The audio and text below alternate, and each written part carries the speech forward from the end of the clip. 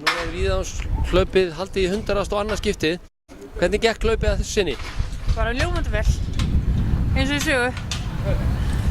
Og þið sátt í rauninni við hvernig þetta gekk allt saman, framkvæmdun allt saman, það bara hnökralaust meira og minna?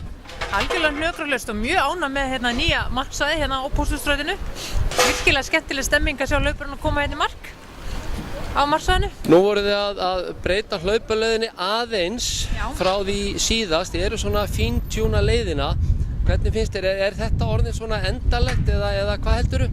Við vonum náttúrulega að segja endaleg hlaupaleið en við erum náttúrulega með miðbæjarhlaup og það eru alltaf framkvæmdir í miðborginni þannig að við erum oft tilneytt til að breyta hlaupaleiðinni en það er úrskað staða að fá að halda þessu svona. Þetta er ofsalega flott hlaupaleið og virkilega gaman að enda hlaupið hérna í Pósthússtrætinu.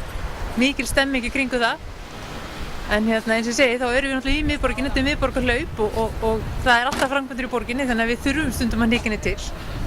Nú var þetta kannski svolítið erfiður tími, það er páskandi nýbúnir og það er frídagur í dag og kom það svolítið niður á þáttökunni eða voruð þið bara sátt við þáttökuna? Ég hefði viljað sjá fleiri þáttökundur en þetta er samt svona í takt við það sem ég bjóst við miðað við eins og segir, allar þessar rauðu dagar sem er búin að vera núna. Það voru rúmlega 501 sem voru skráðir, minni mig, og það er held í 3. fjölmennasta hlaup okkur frá upphafi. Þannig að ég er bara nokkuð sátt svona miðað við allt saman. Þetta var bara virkilega gaman og virkilega flott. Flott takk fyrir. Takk sömuleiðis.